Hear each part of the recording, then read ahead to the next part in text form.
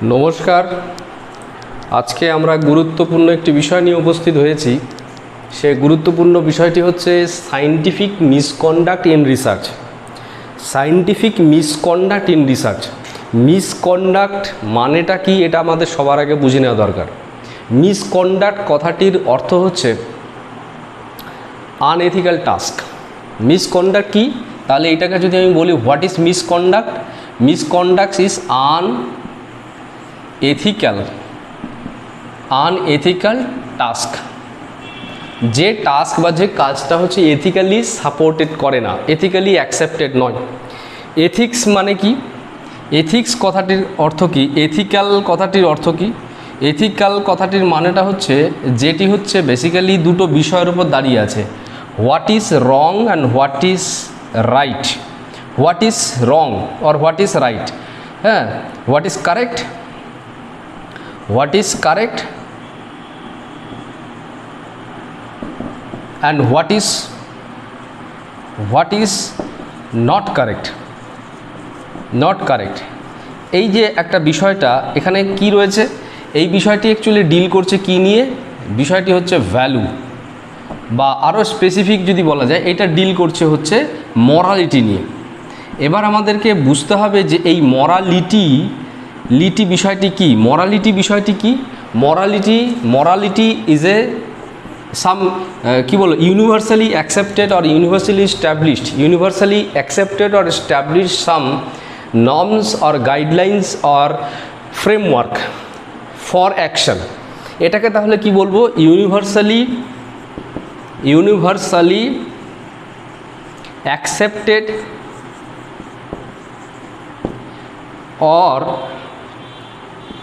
or established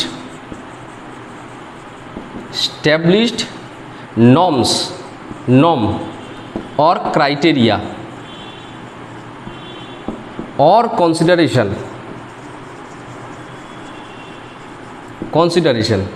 ঠিক আছে, criteria or consideration। It's basic purpose কি, এর মূল পারপাস হচ্ছে two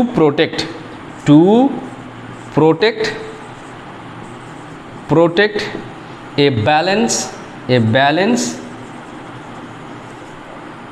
in society by protecting the right of individuality, protecting the right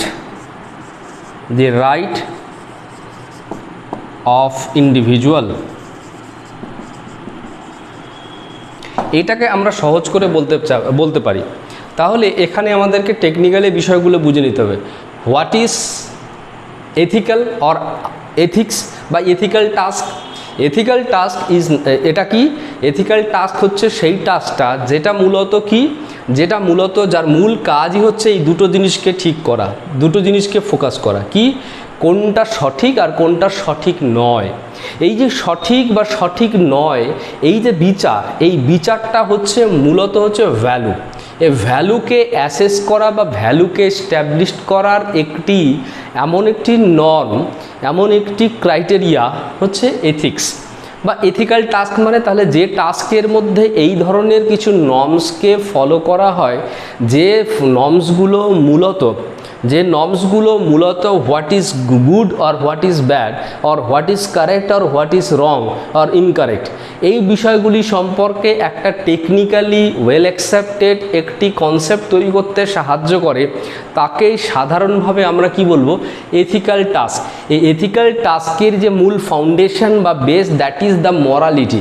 এবার হোয়াট ইজ মরালিটি, এই মরালিটিকে যদি সহজ করে আমরা বলতে চাই যে universally accepted or universally established নর্মসকে বা ক্রাইটেরিয়াকে বা কনসিডারেশনকে আমরা মরালিটির বলে উল্লেখ করব। যে মরালিটি বলবো, মরালিটি ইজ এ প্রসেস। যে প্রসেসে মূলত এই নর্মস বা ক্রাইটেরিয়া বা কনসিডারেশনগুলোকে ডেভেলপ করা হয় বা সেগুলোকে প্রোটেক্ট করা হয়, সেগুলোকে কনসিডার করা হয়, সেগুলোকে ইউজ করা হয়। পারপাসটা কি, পারপাসটা হচ্ছে to protect A balance in সোসাইটিতে ব্যালেন্সটাকে মেনটেন করার জন্য, সোসাইটিতে একটা সাম্য অবস্থা প্রতিষ্ঠা করার জন্য। এই সাম্য অবস্থা বা সমতা বিধান করার জন্য করব কেন, তার পিছনের উদ্দেশ্য হচ্ছে যে প্রত্যেকটা মানুষের যে ব্যক্তি স্বার্থ বা স্বাধীনতা রয়েছে, সে ব্যক্তির স্বার্থ বা স্বাধীনতাকে যথার্থভাবে রক্ষণাবেক্ষণ করার জন্য মূলত এই ক্রাইটেরিয়া বা এই নর্মসগুলোকে ফলো করা হয়।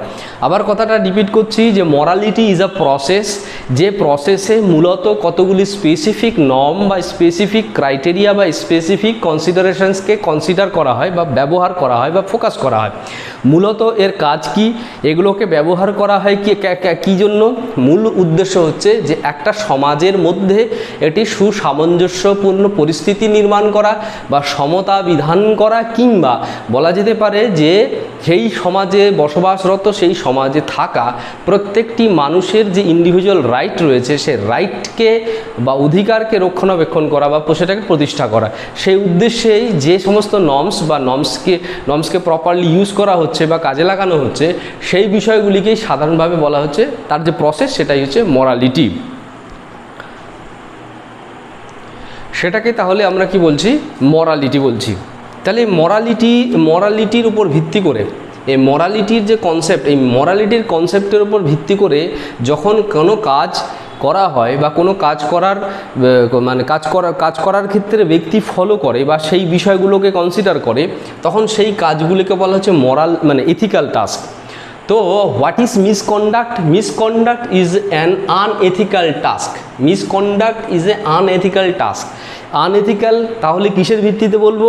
যেটা এমন একটা টাস্ক যেখানে কি হচ্ছে, সোসাইটির যে ব্যালেন্স রয়েছে, সোসাইটির যে ইন্ডিভিজুয়াল রাইট রয়েছে, প্রত্যেকটা ব্যক্তির যে অধিকার রয়েছে, সেই অধিকারটাকে নষ্ট করার জন্য, সায়েন্টিফিক্যালি এই অধিকারটিকে নষ্ট করার জন্য যে বিশেষ আনএথিক্যাল অ্যাক্টিভিটি বা প্র্যাকটিসেস, সেই প্র্যাকটিসগুলোকে সায়েন্টিফিক মিসকন্ডাক্ট বলে এখানে উল্লেখ করা হচ্ছে।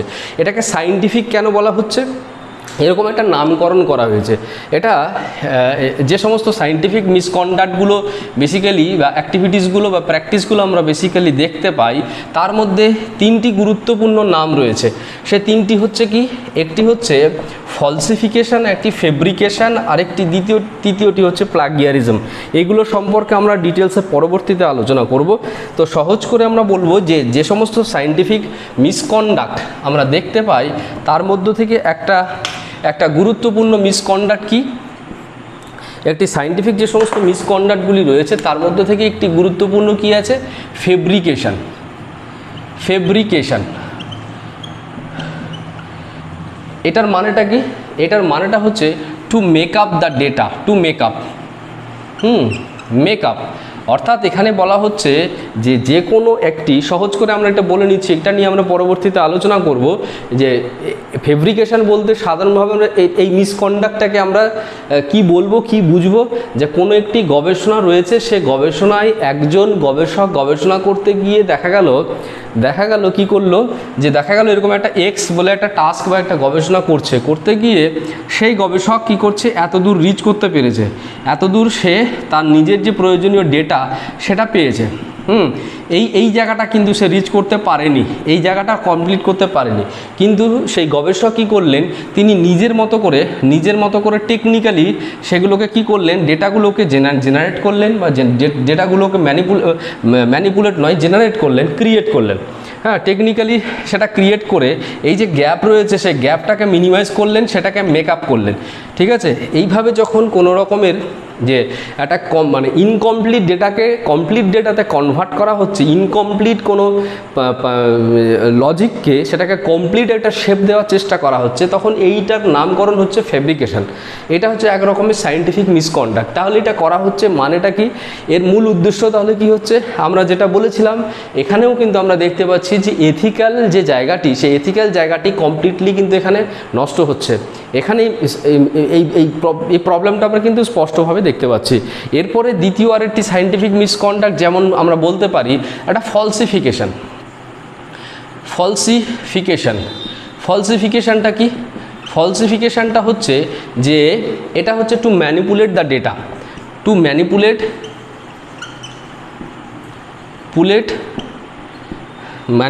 the rules and regulations, rules and regulations related to the all activities of a research, all activities of a research. তাহলে যদি আমরা দেখতে চাই যে কোনো একটা গবেষণার যে সমস্ত কাজগুলি রয়েছে সেগুলোকে যখন ম্যানিপুলেট করা হচ্ছে, তার যে সমস্ত রুলস অ্যান্ড রেগুলেশনস রয়েছে, কারণ আমাদেরকে মনে রাখতে হবে যে কোনো গবেষণার প্রত্যেকটি কাজের পিছনে একটা লজিক্যাল প্ল্যাটফর্ম থাকে এবং সেই লজিক্যাল প্ল্যাটফর্মটাই অ্যাকচুয়ালি রুলকে রিপ্রেজেন্ট করে, এবং সেই লজিক্যাল প্ল্যাটফর্মটাকে রিপ্রেজেন্ট করার জন্য কিছু না কিছু রুলস থাকে, কিছু না কিছু রেগুলেশনস থাকে। যে কোনো একটা কাজকে কন্ডাক্ট করতে গেলে যে কোনো একটা কাজের পেছনে একটা কিন্তু রুল থাকে। রুলটার মূল উদ্দেশ্য হচ্ছে to represent the logical pattern. Why logical প্যাটার্নটাকে রিপ্রেজেন্ট করে? কারণ সেই লজিক্যাল প্যাটার্নের সাথেই কিন্তু যুক্ত থাকে রিসার্চ এথিক্যাল প্ল্যাটফর্ম বা ethical platform of a research. অর্থাৎ যদি আমরা সেই রুলস অ্যান্ড রেগুলেশনসটাকে যদি মেনটেন না করি, তাহলে কিন্তু রিসার্চের যে লজিক্যাল প্ল্যাটফর্মটা বা এথিক্যাল প্ল্যাটফর্মটা সেটা কিন্তু কমপ্লিটলি নষ্ট হয়ে যাবে। সেই জন্য রুলস অ্যান্ড রেগুলেশনস প্রত্যেকটা কাজের রয়েছে, প্রত্যেকটা কাজকে সেই রুলস অ্যান্ড রেগুলেশনসের পরিপ্রেক্ষিতে আমাদেরকে সম্পন্ন করতে হয়। কিন্তু ফলসিফিকেশনটা কি? ফলসিফিকেশন হচ্ছে এমন একটি কাজ যার মাধ্যমে সেই যে রুলস অ্যান্ড রেগুলেশন সেগুলোকে নিজের মতো করে ম্যানিপুলেট করে দেয়, পাল্টে দেওয়া হচ্ছে, চেঞ্জ করে দেওয়া হচ্ছে, সেখানে কোনো লজিক নেই। হ্যাঁ, নিজের মতো করে সেখানে আনএথিক্যাল অ্যাক্টিভিটি করা হচ্ছে। এইভাবে কি করা হচ্ছে? রিসার্চের যে অ্যাকচুয়াল যে এথিক্যাল সাইড বা অ্যাকচুয়াল যে এথিক্যাল যে পারপাস, সে পারপাসটা কিন্তু কমপ্লিটলি নষ্ট হচ্ছে। আরেকটি যদি আমি সায়েন্টিফিক মিসকন্ডাক্টের এক্সাম্পল দিই, সেটি হচ্ছে কি প্লাগিয়ারিজম। প্লাগিয়ারিজমটা কি? এটা হচ্ছে একটা ভয়ঙ্কর একটা প্রবলেম। হ্যাঁ, ঠিক আছে। সায়েন্টিফিক মিসকন্ডাক্ট কি? এখানে রিসার্চার একজন ব্যক্তি অন্য কোনো ব্যক্তির যে গবেষণা, অন্য যে ব্যক্তির গবেষণার যে ফাইন্ডিংস, সেই ফাইন্ডিংসগুলোকে নিজের বলে চালিয়ে দিচ্ছে।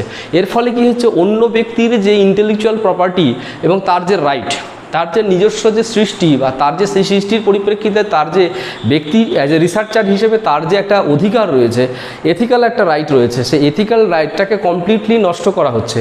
অন্যের এথিক্যাল রাইটকে ডাইভার্ট করে নিজের এথিক্যাল রাইট হিসেবে কাজে লাগানো এবং কনসেপ্ট, প্রসেস, মেথোডোলজি, মেকানিজম সব কিছুকে নিজের বলে চালিয়ে দেওয়া, এই রকম অ্যাক্টিভিটি বা এই ধরনের এফোর্টস কিন্তু আমরা দেখতে পাই। তাহলে এই ধরনের অ্যাক্টিভিটি বা এফোর্টসগুলো হচ্ছে সায়েন্টিফিক একটা মিসকন্ডাক্টের এক্সাম্পল, দ্যাট ইজ প্লাগিয়ারিজম। তো আমরা এরকম একটা ব্রিফ একটা কনসেপ্ট আমরা সবার সামনে মানে এই বিষয় সম্পর্কে কত রকমভাবে সায়েন্টিফিক মিসকন্ডাক্ট হয় সেগুলি নিয়ে একটা এক্সাম্পল দেওয়ার চেষ্টা করলাম। এবার আমরা টেকনিক্যালি এই সায়েন্টিফিক মিসকন্ডাক্টের আরও কতগুলো টেকনিক্যাল বা ফর্মাল সাইট সম্পর্কে আমরা চর্চা করব। কেন সাইট সম্পর্কে চর্চা করতে হবে? কারণ আমাদেরকে মনে রাখতে হবে এই যে সায়েন্টিফিক মিসকন্ডাক্ট, এই scientific misconduct is not expected or desirable for the development of society or individuality. ব্যক্তির উন্নতি বা সমাজের উন্নতির জন্য এই ধরনের মিসকন্ডাক্টের প্রয়োজনীয়তা বা গ্রহণযোগ্যতা সমাজে নেই। সেই জন্য আমি চাইব সবার আগে তার জন্য কি দরকার, আমি এই ধরনের একটা এক্সাম্পল দিতে চাইছি যে কী ধরনের রিসার্চ আমরা চাই, আর তার পরিপ্রেক্ষিতে সায়েন্টিফিক মিসকন্ডাক্টের জন্য সেই রিসার্চের সেই চাওয়া এক্সপেক্টেড যে জায়গাটা সেটা কীভাবে নষ্ট হচ্ছে সেটা আমরা ফর্মালি বা আমরা দেখব। তাহলে প্রথমে আমরা দেখব যে রিসার্চ ইকোসিস্টেম। এখানে একটি গুরুত্বপূর্ণ একটা শব্দ রয়েছে, রিসার্চ ইকোসিস্টেম। হ্যাঁ, রিসার্চ ইকোসিস্টেম আমরা সাধারণভাবে জানি। আমরা তাহলে প্রথমে এটাকে একটু সংক্ষেপে আলোচনা করে নিই যে রিসার্চ ইকোসিস্টেম মানে কি। এমন একটি ইকোসিস্টেম বলতে সাধারণভাবে আমরা কি বুঝি, যে এরকম একটা সিস্টেম, যে সিস্টেমের মধ্যে কি থাকে, অনেক লিভিং বা নন লিভিং, যদি আমরা এনভায়রনমেন্টাল সায়েন্সের ভাষায় বলি যে ইকোসিস্টেম শব্দটা ব্যবহার করা হচ্ছে, সেই জন্য আমাদেরকে একটা লজিক্যালি সেই জায়গাটা বুঝে নিতে হবে যে একটি ইকোসিস্টেমের কতগুলি কি থাকে, বায়োটিক কম্পোনেন্ট মানে সজীব উপাদান এবং অ্যাবায়োটিক কম্পোনেন্ট সেগুলো হচ্ছে নির্জীব উপাদান। এই বায়োটিক এবং অ্যাবায়োটিক কম্পোনেন্টের মধ্যে পারস্পরিক ইন্টারাকশনের পরিপ্রেক্ষিতে, পরস্পরের উপর নির্ভরশীলতার পরিপ্রেক্ষিতে, পরস্পরের অধিকার রক্ষণাবেক্ষণের পরিপ্রেক্ষিতে একটা যে পরিবেশগত একটা ব্যালেন্স তৈরি হয়, সেই ব্যালেন্স মেনটেন বা ক্রিয়েশন বা ডেভেলপের মাধ্যমে যে একটা সিস্টেম জেনারেট হয়, সেটাই সাধারণভাবে আমরা ইকোসিস্টেম বলতে পারি। তাহলে ধরা যাক এটা একটা ইকোসিস্টেম। এখানে কি রয়েছে? এখানে বহু রিসার্চার থাকে। ধরা যাক এখানে এরকম অনেক রিসার্চার রয়েছে, তাহলে রিসার্চার রয়েছে মানে হচ্ছে কি, এখানে একটা সোসাইটি রয়েছে, রিসার্চারের একটা সোসাইটি, যে সোসাইটিটার মূল কাজই হচ্ছে বা কমিউনিটি রয়েছে, researcher community or society. Community is an example of society. যখন দুই বা তার বেশি মানুষ একসঙ্গে যুক্ত হয়ে একটা বিশেষ ব্যবস্থা তৈরি করে তখন তাকে সমাজ বলা হয়।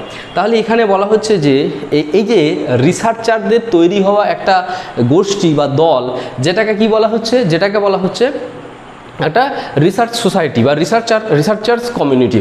তাহলে রিসার্চার্স কমিউনিটিস প্রত্যেকটা রিসার্চারকে কী করে, ক্রিয়া প্রতিক্রিয়া করে, প্রত্যেকের সাথে ক্রিয়া প্রতিক্রিয়া করে। এবং ক্রিয়া প্রতিক্রিয়ার ধরনটা কি হয়, এখানে হচ্ছে exchange of resources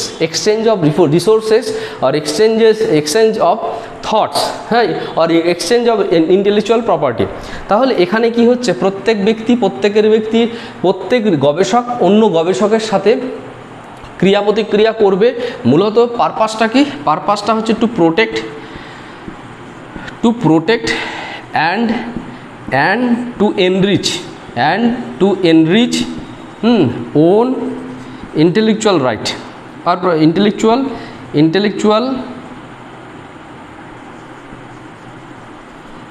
intellectual property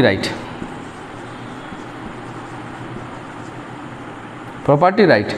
তাহলে এই যে বিষয়টি হচ্ছে যে এখানে প্রত্যেকে কি করছে, এক্সচেঞ্জ করছে, রিসোর্স এক্সচেঞ্জ করছে কিসের জন্য, রিসোর্স প্রেজেন্টেশন করছে, রিসোর্স পাবলিকেশন করছে, প্রেজেন্টেশন, এক্সচেঞ্জ। এগুলোর মূল পারপাস হচ্ছে to protect or to enrich the intellectual property right. অর্থাৎ আমি একজন গবেষক, আমার কি আছে, আমি দীর্ঘ সময় অতিক্রান্ত করে আমার যে থিঙ্কিং ক্যাপাসিটি রয়েছে, আমার থিঙ্কিং পাওয়ার রয়েছে, থট রয়েছে, সেগুলোকে আমি যথার্থভাবে ইউটিলাইজ করেছি, সেগুলোকে যথার্থভাবে আমি অ্যাপ্লাই করেছি, অ্যাপ্লিকেশনে নিয়ে এসেছি, তার অপারেশনাল কন্ডিশনে নিয়ে যাওয়ার মাধ্যমে কি করেছি, আমি কিছু নতুন কনসেপ্ট বা মেকানিজম বা মেথোডোলজি বা প্রসেস বা প্রিন্সিপাল ডেভেলপ করেছি। এবার আমি সেই প্রিন্সিপাল, প্রসেস বা মেকানিজমটা যে ডেভেলপ করেছি সেইটার রাইটটাকে প্রোটেক্ট করার জন্য, রেজিস্ট্রেশন করার জন্য আমাকে সেটাকে প্রেজেন্ট করতে হবে। এবং তার জন্য দরকার কি, তার জন্য দরকার পাবলিকেশন। তাহলে আমার যে ইন্টেলেকচুয়াল যে ডেভেলপমেন্ট, সেই ইন্টেলেকচুয়াল ডেভেলপমেন্টটাকে আমাকে পাবলিশ করতে হবে, পাবলিকেশনের মধ্য দিয়ে যেতে হবে। যখনই পাবলিকেশন করলাম তখনই কিন্তু আমার রিসোর্সটা exchange to other researcher. As a researcher আমি কিন্তু এক্সচেঞ্জ করছি অন্য রিসার্চারের সাথে, আমি আমার রিসোর্সটাকে এক্সচেঞ্জ করা শুরু করলাম, তারা দেখতে শুরু করলো। এবার এই এক্সচেঞ্জ করলাম, তার বেসিক পারপাস হচ্ছে টু প্রোটেক্ট। প্রথম কাজ হচ্ছে protect my right, intellectual right or IPR.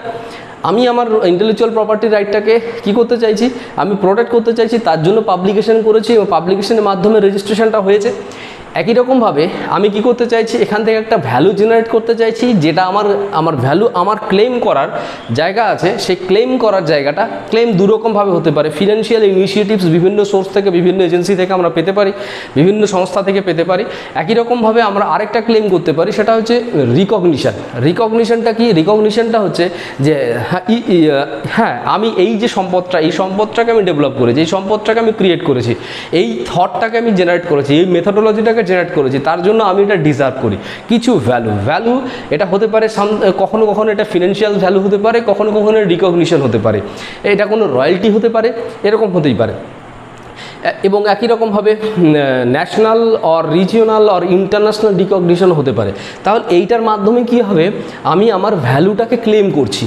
তো দেখা যাচ্ছে যে আমার যে প্রোটেকশন, মানে আমি যে আমার যে রাইটটা, আমার যে ইন্টেলেকচুয়াল আউটকামটা, সেটাকে প্রোটেক্ট করার জন্য পাবলিশ করেছি, কিন্তু সে পাবলিশ করার মাধ্যমে সেই বিষয়গুলোকে আমি এক্সচেঞ্জ করছি টু আদার্স, অন্যান্য রিসার্চারের কাছে এক্সচেঞ্জ করতে গিয়ে এক্সচেঞ্জ নয়, অ্যাকচুয়ালি সেগুলোকে আমি তাদের সামনে তুলে ধরছি। সেখান থেকে তারা কি করছে, তারা সেগুলোকে অ্যানালাইসিস করবে, ক্রস অ্যানালাইসিস করবে, ক্রিটিসিজম করবে, করার মাধ্যমে আমার অ্যাকচুয়াল যে আউটকাম, সেই আউটকামের যে অ্যাকসেপ্টেবিলিটি বা তার ভ্যালু বা লেভেল অফ ভ্যালু আর লেভেল অফ কন্ট্রিবিউশন, সেটা সম্পর্কে ওনারা নিজেদের মতো করে সেটাকে প্রতিষ্ঠা করবেন। এর মাধ্যমে আমার রিসার্চের যে আইপিআর, সেটা আইপিআরটা কিন্তু আরও বেশি এনরিচ হবে। This is the purpose. এই পারপাসটাকে রক্ষণাবেক্ষণ করার জন্য একটি রিসার্চারের সোসাইটিতে প্রত্যেকের সাথে ইন্টারাকশান করে, বিভিন্ন রকমের নলেজ এক্সচেঞ্জের মাধ্যমে, বিভিন্ন রকমভাবে থট এক্সচেঞ্জের মাধ্যমে, রিসোর্স এক্সচেঞ্জের মাধ্যমে, রিসোর্স প্রেজেন্টেশনের মাধ্যমে। এখানে মূল পারপাস হচ্ছে এই জিনিসটা, protection of own IPR and also the enrich the own IPR, নিজের ইন্টেলেকচুয়াল প্রপার্টি রাইটকে এনরিচ করা, প্রোটেক্ট করা। কিন্তু যদি দেখা যায়, এবং এই রক্ষণাবেক্ষণের মাধ্যমে কি হয়, এখানে কিন্তু একটা ব্যালেন্সিং স্টেট তৈরি হয়, একটা সাম্য অবস্থা তৈরি হয়। একটা এই যে রিসার্চার্স কমিউনিটিতে কিন্তু একটা সাম্য একটা অবস্থা তৈরি হয়, একটা ব্যালেন্সিং স্টেট তৈরি হয়। এর মাধ্যমে যে একটা বিশেষ ব্যবস্থা তৈরি হয়, সেই ব্যবস্থাটাকে বলা হচ্ছে রিসার্চ ইকোসিস্টেম। এই ইকোসিস্টেমটার মূল পারপাস হচ্ছে to protect the right of researcher and to enrich the research activities or research procedures for the enrichment of the society. সমাজের উন্নতির জন্য গবেষণার সমৃদ্ধি, সমাজের বা রাষ্ট্রের উন্নতির জন্য গবেষণাকে কী করে সমৃদ্ধ করা যায়, আর গবেষণাকে সমৃদ্ধ করার জন্য গবেষকের অধিকারকে কী করে প্রোটেক্ট করা যায়।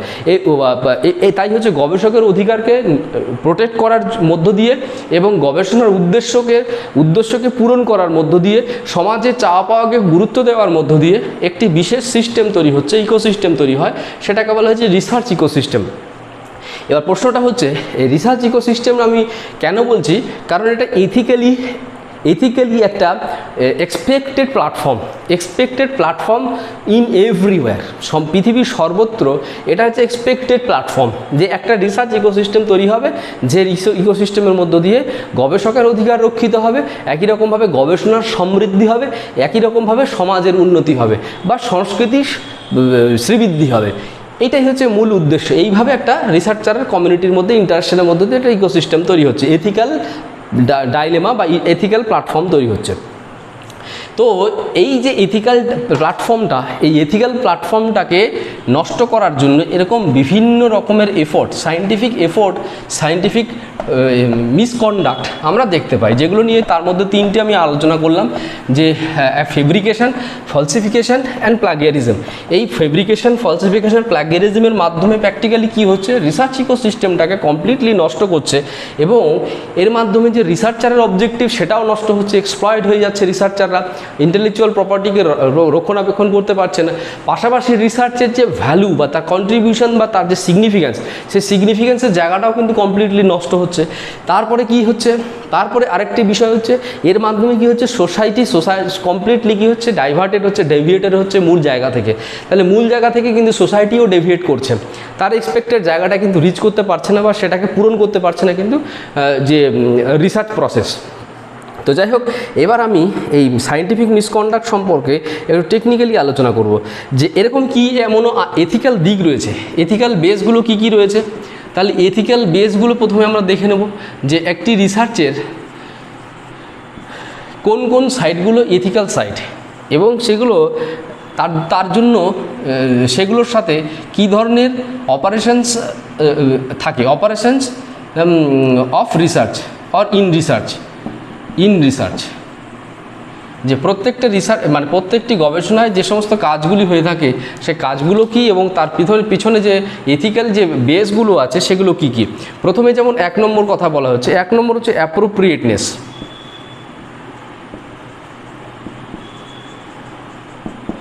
অ্যাপ্রোপ্রিয়েটনেস 2 নম্বর বেস হচ্ছে যেমন এফেক্টিভনেস।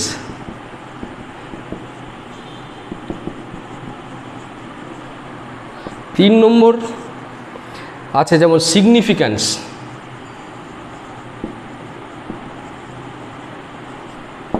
4 নম্বরটা কি, 4 নম্বর যেমন এথিক্যাল বিষয় হচ্ছে ট্রান্সপারেন্সি।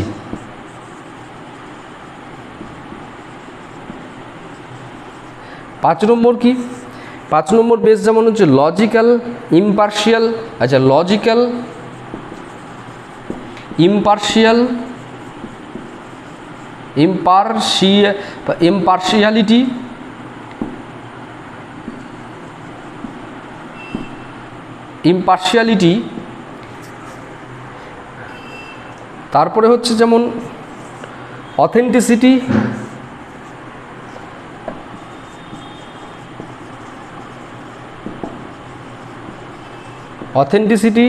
And accountability.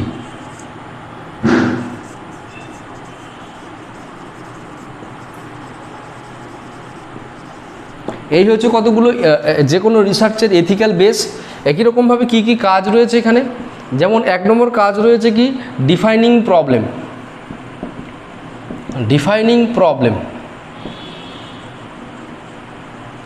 নাম্বার 2 কি আছে, নাম্বার 2 হচ্ছে ফরমেশন অফ হাইপোথিসিস। যে কোনো সায়েন্টিফিক অ্যাক্টিভিটির ক্ষেত্রে যে মূল যে অ্যাক্টিভিটিসগুলো আমরা দেখতে পাই সেগুলো সম্পর্কে আমরা আলোচনা করছি। Formation of hypothesis,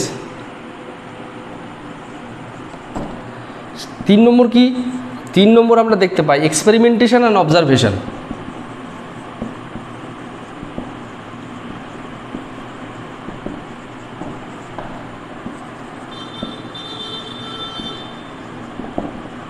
experimentation and observation. এরপরে 4 নম্বর আমরা কি দেখতে পাই? 4 নম্বর যেমন collecting data and analysis.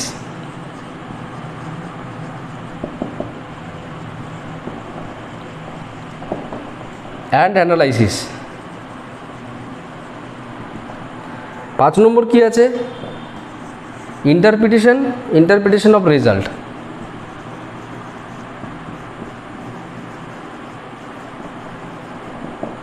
Interpretation of result.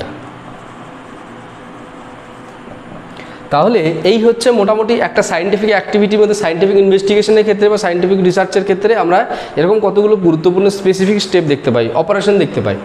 তো এইবার প্রশ্নটা হচ্ছে যে আমি এথিক্যাল রিসার্চ বলতে কি বুঝবো? এথিক্যাল রিসার্চ বলবো বা ethical foundation or ethical sites of a research, হ্যাঁ, বলতে আমি কি বুঝবো? যখন একটি গবেষণায় এই কাজগুলি অর্থাৎ প্রবলেমকে ডিফাইন করা কিংবা প্রবলেমকে ডিফাইন করার পাশাপাশি যে এই প্রবলেমের টেন্টেটিভ সলিউশনস কী হতে পারে, তার রিলেটেড যে সমস্ত হাইপোথেসিস, সেই হাইপোথেসিস ফরমেশন, সেই হাইপোথেসিস ফরমেশনের যে গুরুত্বপূর্ণ কাজটি, সেই হাইপোথেসিসকে টেস্ট করার জন্য কি দরকার আছে? টেস্ট করার জন্য আমাকে ডেটা রিপ্রেজেন্টেটিভ ডেটা কালেক্ট করতে হবে, এবং সেই ডেটা কালেক্ট করার জন্য আমাকে কি করতে হবে? কার উপর নির্ভর করতে হবে? এক্সপেরিমেন্টেশনের উপর নির্ভর করতে হবে কিংবা অবজারভেশনের উপর নির্ভর করতে হবে। থ্রু অবজারভেশন বা থ্রু এক্সপেরিমেন্টেশনে আমি রিপ্রেজেন্টেটিভ ডেটাকে কালেক্ট করব, সেই কালেক্টেড ডেটাগুলোকে আমি অ্যানালাইসিস করব, এবং সেই অ্যানালাইসিস করার পরে যে রেজাল্ট পাওয়া যাবে সেই রেজাল্টগুলোর কি অ্যাকচুয়াল মিনিং হচ্ছে সেগুলোকে আমি এক্স্যাক্টলি আমি সেগুলোকে ইন্টারপ্রিট করব। তার মাধ্যমে আমি বুঝতে পারবো যে হাইপোথেসিস ফর্ম করেছিলাম, সেই টেন্টেটিভ সলিউশন যেগুলো ভেবেছিলাম, সেই হাইপোথেসিসগুলো কোনটা অ্যাকসেপ্টেড আর কোনটা অ্যাকসেপ্টেড নয়, কোন হাইপোথেসিস বা কোন অনুমানটা বা কোন টেন্টেটিভ সলিউশনটা অ্যাপ্রোপ্রিয়েট বা অ্যাপ্রোপ্রিয়েট নয়, এই সম্পর্কে আমি কিন্তু একটা স্পেসিফিক সিদ্ধান্তে পৌঁছাতে পারবো। এইভাবে যে কোনো একটা সায়েন্টিফিক স্টাডি কিন্তু হয়ে থাকে। তো এবার প্রশ্ন হচ্ছে যে আমার এই কাজগুলো কীরকম হওয়া উচিত? আমার যখন কাজগুলো যদি এই রকম কিছু এথিক্যাল বেসের দ্বারা যদি ভেরিফাই হয় বা এথিক্যাল বেসের দ্বারা যদি জাস্টিফাই হয়ে থাকে, তাহলে কিন্তু এর মাধ্যমে যে রিসার্চটা সম্পন্ন হবে সেটা কিন্তু এথিক্যাল রিসার্চ হবে। কি হবে? যে কোনো কাজকে অ্যাপ্রোপ্রিয়েটলি, এখানে যে 5 রকম কাজের কথা বা 6 রকম কাজের কথা বললাম, প্রত্যেকটি রিসার্চের প্রত্যেকটি কাজকে অ্যাপ্রোপ্রিয়েট হতে হবে। আর যদি অ্যাপ্রোপ্রিয়েট না হয় তাহলে সেখানে কী ধরনের সায়েন্টিফিক মিসকন্ডাক্ট হতে পারে? যদি অ্যাপ্রোপ্রিয়েট না হয় এবং সেখানে যদি কিছু গ্যাপ থেকে যায় এবং সেখানে যদি রিসার্চার কিছু ম্যানেজের পথে চলে যায়, নিজের মতো করে কিছু জায়গা ম্যানেজ করে নিল, সেখানে কিন্তু তাহলে দেখা যাচ্ছে ফেব্রিকেশন ট্রেন্ডটা দেখতে পাচ্ছি, একটা টেন্ডেন্সি অফ ফেব্রিকেশন, এটা কিন্তু আমরা দেখতে পাবো। যদি অ্যাপ্রোপ্রিয়েট ওয়েতে যদি আমরা ডিফাইনিং, হাইপোথেসিস ফরমেশন ইত্যাদি যদি না করি, তাহলে কিন্তু এরকম একটা মিসকন্ডাক্ট আমরা দেখতে পারবো। তাই কি করতে হবে? আমাদেরকে কিন্তু এই অ্যাপ্রোপ্রিয়েটলি সব কাজ করতে হবে। সেজন্য appropriateness is the ethical base, একটা ফান্ডামেন্টাল এথিক্যাল বেস। এফেক্টিভনেস, আমরা সেই কাজ করব না যে কাজের কোনো রকমের কার্যকারিতা নেই। কার্যকারিতা কথাটির অর্থ হচ্ছে যে উদ্দেশ্যে যে কাজটি করা হচ্ছে সেই উদ্দেশ্যটা যদি যথার্থভাবে পূরণ হয় বা পূরণ হওয়ার সম্ভাবনা থাকে, তাহলে সেটাকে বলা হয় এফেক্টিভ টাস্ক। তাহলে এফেক্টিভ টাস্ক যদি না হয় তাহলে সেখানে কি হবে? যে কাজটা আমার রেলেভেন্ট নয়, যেটা আমার এফেক্টিভ হবে না, কিন্তু নিজের মতো করে কিছু আগোছালো কিছু কাজকর্ম করলাম, তার মানেটা কি হলো? তার মানেটা হচ্ছে যে আমার রিসার্চের যে রুলস অ্যান্ড রেগুলেশনসগুলো রয়েছে, সেই রুলস অ্যান্ড রেগুলেশনসগুলোকে কিন্তু আমি ইগনোর করলাম, অ্যাভয়েড করলাম। ফলে সেখানে আমি কি করলাম? ম্যানিপুলেশনের পথে কিন্তু আমাকে যেতে হবে। যদি আমি এফেক্টিভ অ্যাক্টিভিটি বা এফেক্টিভ টাস্ককে যদি ডিফাইন না করি বা নির্বাচন না করি, তাহলে কি হবে? আমাকে কিন্তু ম্যানিপুলেশনের পথে যেতে হবে। রুলস অ্যান্ড রেগুলেশনসকে, রিসার্চের রুলস অ্যান্ড রেগুলেশনসকে ভায়োলেশন করে কিন্তু আমাকে কি করতে হবে? আমাকে যেতে হবে মিসকন্ডাক্টের পথে। তো সেই জন্য সেই মিসকন্ডাক্ট যাতে না হয় তার জন্য আমাকে এথিক্যালি কোনটাকে মেনটেন করা দরকার? আমাকে এথিক্যালি মেনটেন করতে হবে এফেক্টিভনেস ইন এভরি টাস্ক। প্রত্যেকটা ডিফাইন করব যখন প্রবলেমটাকে ডিফাইন করার সময় এফেক্টিভলি করব, এবং এফেক্টিভলি করার জন্য যা যা করণীয় তা করতে হবে। অ্যাপ্রোপ্রিয়েটলি ডিফাইন করার জন্য যা যা করণীয় তা করতে হবে। হাইপোথেসিস ফরমেশন এফেক্টিভলি করতে হবে। একই রকমভাবে এক্সপেরিমেন্টেশন, অবজারভেশন সবই কিন্তু এফেক্টিভলি করতে হবে, অ্যাপ্রোপ্রিয়েটলি করতে হবে। Collecting data and interpretation result ইত্যাদি সমস্ত কিন্তু অ্যাক্টিভলি করতে হবে। তারপরে হচ্ছে সিগনিফিক্যান্স মানে কি? আমরা এখানে বলবো এই সিগনিফিক্যান্স শব্দটিকে আমরা দুটো জিনিসের পরিপ্রেক্ষিতে বিচার করবো। একটা হচ্ছে রেলেভেন্স একটা রেলেভেন্স, আর 2 নম্বর ভ্যালু, যে আমি কোনো একটা কাজ করছি সে কাজটা কতটা রিলেটেড টু দ্য টাস্ক, মানে কতটা তার ইয়ে রয়েছে, কতটা যথাযথ রয়েছে, যথাযথ বা সম্পর্কযুক্ত রয়েছে। হ্যাঁ, তো এই কাজের যদি রেলেভেন্স না থাকে তাহলে সেই কাজ করাটার কোনো তাৎপর্য নেই। আমার কোনো একটা রিসার্চের মধ্যে কিছু এলোমেলো কিছু এক্সট্রা কিছু ফালতু কাজ করে নিলাম, এক্সট্রা কাজ করলাম যেগুলো কাজের কোনো প্রয়োজন ছিল না, যে কাজগুলোর কোনো ভ্যালু নেই। হ্যাঁ, এরকম অনেকেই কী করতে চায়, নিজের রিসার্চের একটা ভলিউমিনাস ডেভেলপমেন্টের জন্য একটা রিসার্চের ফাইন্ডিংস বা প্রেজেন্টেশনটাকে একটা বিশাল ভলিউমিনাস নিয়ে একটা বড় রূপে প্রেজেন্ট করার জন্য কিছু অপ্রাসঙ্গিক, অপ্রয়োজনীয়, গুরুত্বহীন কিছু অ্যাক্টিভিটি সেখানে সংযোজন করে, যেগুলো কিন্তু রিসার্চের সাথে ডাইরেক্টলি কোনো রিসার্চের যে প্রবলেম বা প্রবলেম রিলেটেড যে হাইপোথিসিস বা রিসার্চ কোয়েশ্চেন্স সেগুলোর সাথে অ্যাকচুয়াল যে কন্ট্রিবিউশন, অ্যাকচুয়াল যে ভ্যালু সেগুলোর সাথে কিন্তু সেগুলো মিট করতে পারে না বা পূরণ করতে পারে না। শুধুমাত্র কী হচ্ছে, সোসাইটিকে বোকা বানানোর জন্য একটা ভলিউমিনাস প্রেজেন্টেশন কিন্তু আমরা দেখতে পাই। এটাও কিন্তু একটা মিসকন্ডাক্টের মধ্যেই পড়ছে, একটা ডাইভার্সন অফ দ্য অ্যাকচুয়াল যে rules or deviate the thought for research, effective research, এই যে ব্যাপারটা সেটা কিন্তু আমরা এখানে দেখতে পাচ্ছি। তার সিগনিফিক্যান্স কী হতে পারে, যে একটা ভ্যালুয়েবল অ্যাক্টিভিটিস থাকবে, মানে রিলেভেন্ট অ্যাক্টিভিটিস থাকবে রিসার্চের মধ্যে, তার মধ্য দিয়ে কী হবে, রিসার্চটা কিন্তু অ্যাপ্রোপ্রিয়েটলি বা সায়েন্টিফিক্যালি বা এথিক্যালি ডান হবে। যদি আমাকে এই জায়গাটাকে যদি না কনসেন্ট্রেট করি তাহলে এথিক্যালি ডান হবে না। এরপরের কী রয়েছে, ট্রান্সপারেন্সি, এমন কিছু অ্যাক্টিভিটি থাকবে না যেগুলোর কী হবে, হিডেন এজেন্ডা রয়েছে। হ্যাঁ, হিডেন কিছু ভিউ রয়েছে।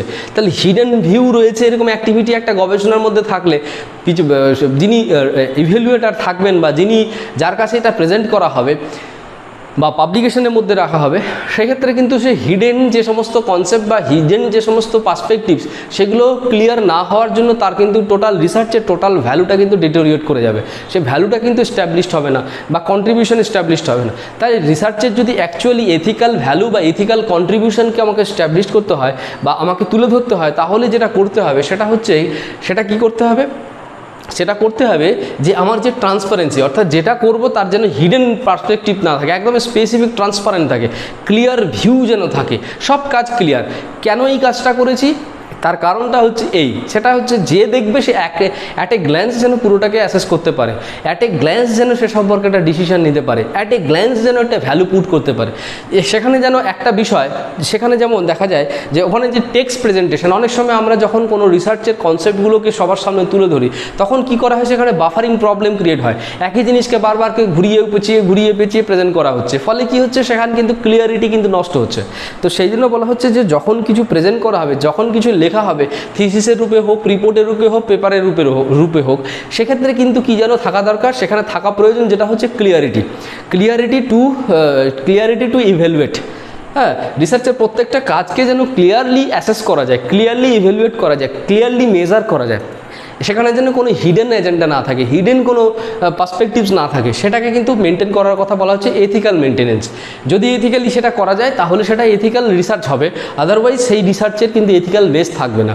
Transparency is a very important thing. এরপরে কি হচ্ছে, লজিক্যাল প্ল্যাটফর্ম অ্যান্ড ইম্পার্শিয়ালিটি। লজিক্যাল কেন হতে হবে, এখানে কিন্তু আমাদেরকে মনে রাখতে হবে যে কাজটা করব কেন করব, যে কাজটা করব কেন করবে, কেনর প্রশ্নটা কিন্তু আমার কাছে রেডি থাকতে হবে সব সময়। কেন এটা করলাম, কেন অন্যটা করলাম না, এই কথাটি মাথায় রাখতে হবে। আমি যখন কোনো কিছু একটা প্রবলেমকে ডিফাইন করব বা হাইপোথিসিস ফর্ম করব, যে হাইপোথিসিসগুলো ফর্ম করলাম কেন করলাম, এছাড়া আরও কি হাইপোথিসিস ফর্ম করা যেত, যদি যেত তাহলে সেগুলোকে কেন করলাম না। তাহলে প্রত্যেকটা কেনর অ্যান্সার, হোয়াই আমি এই কাজগুলো করলাম, হোয়াই সেই কাজগুলো আমি করলাম না, এই হোয়াই কোশ্চেন্সের আনসার যখন অ্যাপ্রোপ্রিয়েট ইনফরমেশন বা নলেজ যখন রিসার্চারে থাকবে based on the different specific review, research review আর রিলেটেড লিটারেচার রিভিউ, এর মাধ্যমে যখন থাকবে তখন বলা হবে যে this research foundation is logically sound. Research ফাউন্ডেশনটা লজিক্যালি সাউন্ড। যদি কোনো রিসার্চের ফাউন্ডেশনটা লজিক্যালি সাউন্ড থাকে তাহলে রিসার্চের প্রত্যেকটা অ্যাক্টিভিটি কিন্তু লজিক্যালি এস্টাবলিশড হবে এবং তার কিন্তু একটা গুরুত্বপূর্ণ জায়গা আমি তৈরি করতে পারবো। পাশাপাশি যে রিসার্চের মধ্য দিয়ে যে রিসার্চের আউটকাম বা ফাইন্ডিংসটা আমার সামনে আসবে, সে ফাইন্ডিংসের অ্যাকসেপ্টেবিলিটি বা ইউনিভার্সাল অ্যাকসেপ্টেন্স বা তার যে ইউনিভার্সাল যে ভ্যালু, সেই ভ্যালুটাকে কিন্তু আমি এস্টাবলিশ করতে পারবো। সেই জন্য আমাদেরকে কিন্তু এটা মাথায় রাখতে হবে যে লজিক্যাল যে প্ল্যাটফর্ম বা লজিক্যাল যে ফেনোমেনা অফ রিসার্চ সেটাকে মেনটেন করা খুব দরকার। ইম্পার্শিয়ালিটি for the interpretation. Or everything. রিসার্চের যে সমস্ত অ্যাক্টিভিটি রয়েছে সবগুলো কাজই যখন রিসার্চার যখন কাজ করবে, তিনি তার নিজের ব্যক্তিগত কাজ হিসেবে সেটাকে করবেন না, তিনি as a neutral person, impartial person, যা দেখবেন সেটাকে প্রেজেন্ট করবে, যেমন দেখবেন তেমন প্রেজেন্ট করবেন, ডাইভার্ট করে প্রেজেন্ট করবেন না, নিজের চয়েসকে ফোকাস করবেন না, নিজের ডিসিশনকে কনসেন্ট্রেট করবেন না, নিজের যে ব্যক্তিগত যে ভালো মন্দ চাওয়া পাওয়া চাওয়া বা না চাওয়ার যে জায়গাগুলো, পছন্দ অপছন্দের জায়গাগুলো, সেগুলোকে কিন্তু ইগনোর করবেন। ইগনোর করে অ্যাজ ইট ইজ যা দেখতে পাচ্ছেন, যা পারসিভ করছেন, সে পারসিভ করা বিষয়গুলি তিনি সেরকমভাবে প্রেজেন্ট করবেন। তখনই বলা হবে যে the researcher has maintain the actual acceptability of the impartial platform. The researcher should be the impartial to do all types of activities related to the research process. এরপর এটা কি বলছে যে অথেন্টিসিটি। অথেন্টিক কি? Authenticity is a technical term that basically represents the level of validity, how much it is valid. যে আমি যখন কোনো রকম ডেটা নিয়ে কাজ করব, যখনই যে কোনো প্রসেস নিয়ে কাজ করব, যে কোনো মেকানিজম বা প্রিন্সিপালস বা লজিককে নিয়ে কাজ করব, কাজ করার সময় আমাদেরকে কিন্তু এইটা অবশ্যই মনে রাখতে হবে যে how much it is authentic. Authentic means how much it is valid, যে এটার মধ্যে কোনো ভ্যালিড বেস নেই, এটার এথিক্যাল, এটার কোনো সিগনিফিক্যান্ট বেস নেই, এখানে এর ভ্যালিডিটি নেই। হ্যাঁ, তাহলে সেক্ষেত্রে কী হবে, সে কাজের কিন্তু কোনো রকমের যা রিপ্রেজেন্টেশন, সেটা ডেটা হোক, পলিসি হোক, প্রসেস হোক, মেকানিজম হোক, মেথোডোলজি হোক, প্রত্যেকটাই কিন্তু ইনভ্যালিড ওয়েতে যদি প্রেজেন্ট হয়, তাহলে বলা হবে সেই কাজের কোনো এথিক্যাল অথেন্টিসিটি নেই, বিশ্বাসযোগ্যতা নেই, ট্রাস্টওয়ার্দিনেস সেখানে আমরা দেখতে পারবো না। সেখানে কি দেখা যাবে, complete diversion of thought, complete confusion in research, completely confusing research আর dubious research will be done.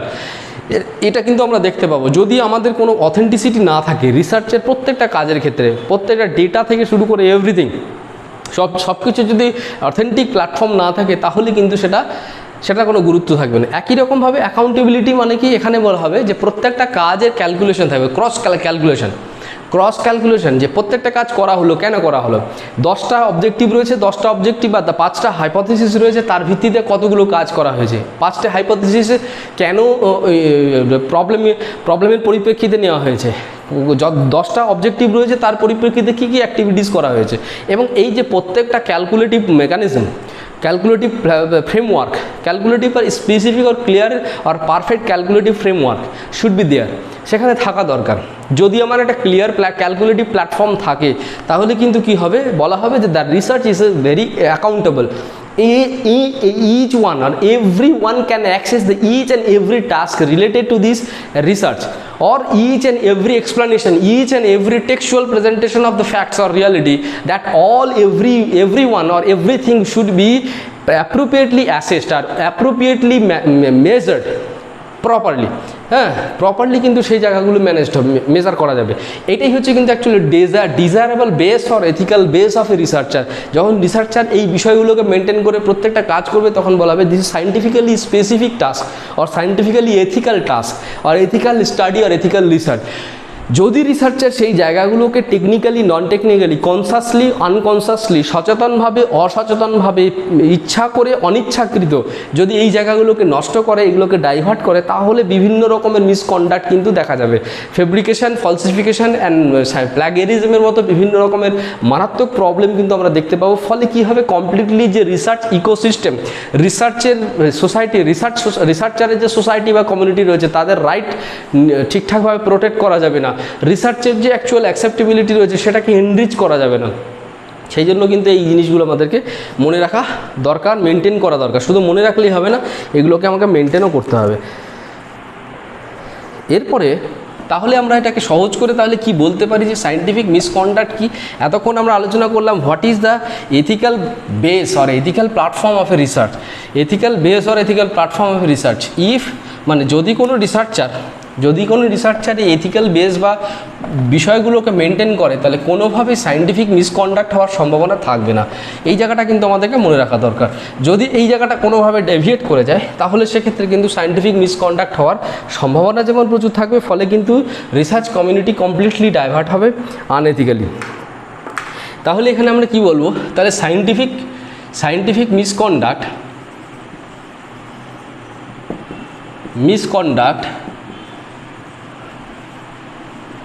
is তাহলে এখানে আমাকে কি কি বলতে হয়, সায়েন্টিফিক মিসকন্ডাক্ট বলতে গিয়ে তাহলে আমাকে বলতে হবে যে প্রথমে হচ্ছে ইজ এ টেন্ডেন্সি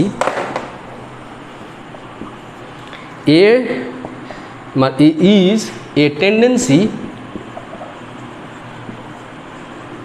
কিসের tendency, to violate the ethical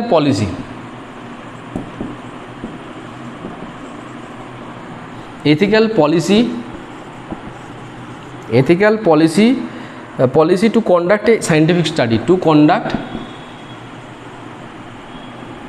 a scientific study.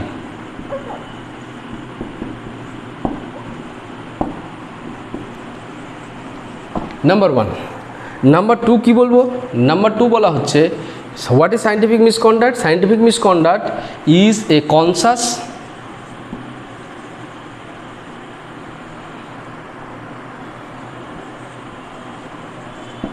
or unconscious unconscious deviation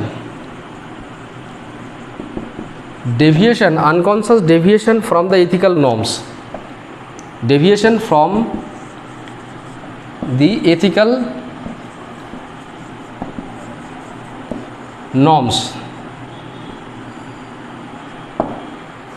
তিন নম্বর কি বলছে, 3 নম্বর যেটা বলা হচ্ছে যে সায়েন্টিফিক মিসকন্ডাক্ট কি, এ ট্রেন্ড, এমন একটি প্রবণতা, a trend to direct negatively, to direct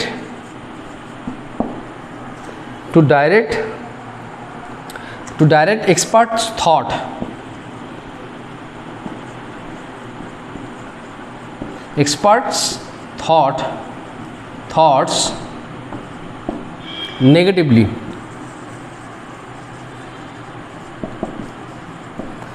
4 নম্বর কি বলা হচ্ছে, 4 নম্বর বলা হচ্ছে যে a process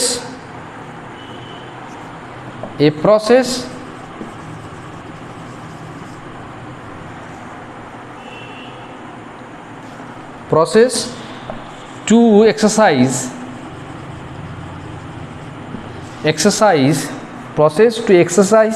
the approaches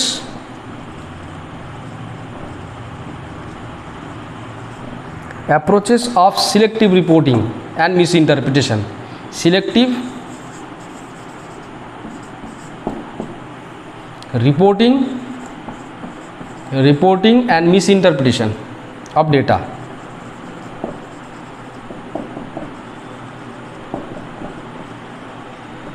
মিসইন্টারপ্রিটেশন of data.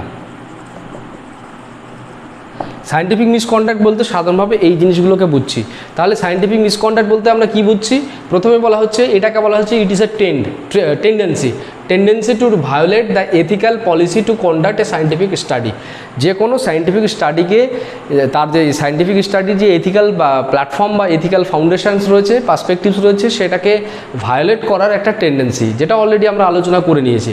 এরপরে কি বলা হয়েছে, a conscious or unconscious deviation from the ethical norms, এটাও অলরেডি আলোচনা করেছি। এটা অনেক সময় রিসার্চার এথিক্যালি কনসাসলি এটা করে থাকে, কনসাসলিটা অত্যন্ত মারাত্মক বা ভয়ঙ্কর। আর কখনো কখনো due to the lack of the review, related literature রিভিউটা ল্যাক থাকার জন্য সেক্ষেত্রে অনেক সময় আনকনসাসলি কিছু জিনিস এথিক্যাল নর্মসকে ডেভিয়েট করা হয়, সেই কাজটাও কিন্তু one kind of scientific misconduct. এরপরে বলা হচ্ছে a trend to direct the experts thoughts negatively, যে সমস্ত রিসার্চার, যে সমস্ত এক্সপার্ট লোক, যে সমস্ত রিসোর্স, যে কোনো এক্সপিরিয়েন্স পারসন, যারা কি করবেন এই বিভিন্ন রকম রিসার্চ ফাইন্ডিংস বা রিসার্চ পলিসিকে নিয়ে বিভিন্ন সময় স্টাডি করে থাকেন, ক্রিটিক্যালি অ্যানালাইসিস করে থাকেন এবং সেগুলোর অ্যাকচুয়ালি ভ্যালুগুলোকে সমাজের সামনে তুলে ধরতে চান, তার ভ্যালু বা অ্যাকসেপ্টেবিলিটি আর কন্ট্রিবিউশনকে সমাজের সামনে তুলে ধরতে চান, প্রতিষ্ঠা করতে চান। তাদের যে ভাবনাটা রয়েছে সেই ভাবনাটাকেও নেগেটিভলি ডাইভার্ট করার ক্ষেত্রে আমরা কিন্তু সায়েন্টিফিক মিসকন্ডাক্টের প্রভাব আমরা দেখতে পাই। একই রকম বলছে it is a process to follow, it is a process to exercise the approaches of selective reporting and misinterpretation of data. এই জিনিসটাও কিন্তু এখানে আমরা দেখতে পাই। অর্থাৎ সায়েন্টিফিক মিসকন্ডাক্টের মধ্যে কী দেওয়া যাচ্ছে, যে রিপোর্টিং করার ক্ষেত্রে রিসার্চার তার নিজের চয়েস মতো রিপোর্ট করছেন, তিনি তার মতো করে তার বিভিন্ন রকম ভাবনা চিন্তাগুলোকে ফোকাস করে তিনি কি চাইছেন, কি ধরনের ডিজায়ারেবিলিটি রয়েছে, সোশ্যালি ডিজায়ারেবল আউটকাম কি হওয়া উচিত, একই রকমভাবে ফিনান্সিয়াল বা রিকগনিশন, ন্যাশনাল আর ইন্টারন্যাশনাল রিকগনিশন পাওয়ার জন্য কী ধরনের রেজাল্ট ক্রিয়েট করা দরকার, জেনারেট করা দরকার, সেখানে কি করা হচ্ছে নিজের মতো করে সেই রেজাল্টটাকে বা ফাইন্ডিংসটাকে তুলে ধরছে, সেটাকে ডেভিয়েট করে তার যে অ্যাকচুয়ালিটি রয়েছে, তার অ্যাকচুয়াল পার্সপেক্টিভস রয়েছে, রিয়ালিটি রয়েছে, সেগুলোকে নষ্ট করে দিয়ে, ডাইভার্ট করে দিয়ে সেই প্রসেসটাও কিন্তু আমরা এই ক্ষেত্রে দেখতে পাচ্ছি। এরপরে আর একটি গুরুত্বপূর্ণ বিষয় হচ্ছে যে ডেটার যা অর্থ রয়েছে সেখানে কি দেখা যাচ্ছে যে সেই ডেটা যা অর্থকে বহন করবে, যে মিনিংকে ক্যারি করবে, সেই মিনিংকে সেরকমভাবে প্রেজেন্ট না করে সেটাকে কমপ্লিটলি মিস ইন্টারপ্রিট করার মাধ্যমে কী করা হচ্ছে, এই ধরনের যে গুরুত্বপূর্ণ বা মারাত্মক যে কাজ, যে টাস্ক বা একটা টেন্ডেন্সি আমরা কিন্তু এখানেও এই মিসকন্ডাক্ট, সায়েন্টিফিক মিসকন্ডাক্টে কিন্তু অ্যাপ্রোপ্রিয়েটলি দেখতে পাচ্ছি। তো যাই হোক, এতক্ষণ আমরা আলোচনা করছিলাম সায়েন্টিফিক মিসকন্ডাক্ট এর কি অ্যাকচুয়াল অর্থ এবং কেন এই যে সায়েন্টিফিক মিসকন্ডাক্টটা কত রকমভাবে রিসার্চের ইকোসিস্টেমকে নষ্ট করতে পারে, রিসার্চ ইন্টিগ্রিটিকে নষ্ট করতে পারে। রিসার্চ ইন্টিগ্রিটিটা কি? রিসার্চ ইন্টিগ্রিটি ইজ এমন একটি প্ল্যাটফর্ম, এমন একটি ফাউন্ডেশন যেখানে রিসার্চারদের মধ্যে একটা কনফিডেন্স বিলং করবে। প্রত্যেকটা রিসার্চের মধ্যে একটা কনফিডেন্স রিফ্লেক্ট করবে। এই কনফিডেন্স যদি রিফ্লেক্ট না করে রিসার্চার্স কমিউনিটির মধ্যে বা রিসার্চারদের মধ্যে বা রিসার্চ ফেলোদের মধ্যে, তাহলে কি হবে, তাদের দ্বারা যে সম্পাদিত কাজ, সেই কাজগুলোর কিন্তু সোশ্যাল অ্যাকসেপ্টেবিলিটি বা সোশ্যাল অ্যাকসেপ্টেন্স থাকবে না, তার ভ্যালুও থাকবে না, তার কন্ট্রিবিউশনও থাকবে না। So all the listener, all the viewers of this lecture, I want to request everyone to maintain different types of ethical bases that all I have already declared or already discussed in this class, in this discussion, must follow those ethical platform or ethical dimensions to ensure the actual value or effective contribution for the enrichment of the IPR of the researchers or researchers community, and also to protect the a specific balance in the community, and also the enrich the IPR, protect the IPR, to protect the research ecosystem, and also to establish or to protect the research integrity.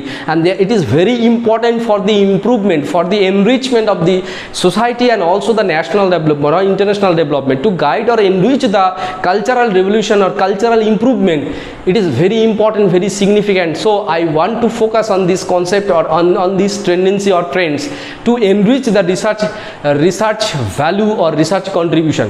তো সবাই মনোযোগ সহকারে শুনছিলেন, তার জন্য আপনাদেরকে অসংখ্য ধন্যবাদ।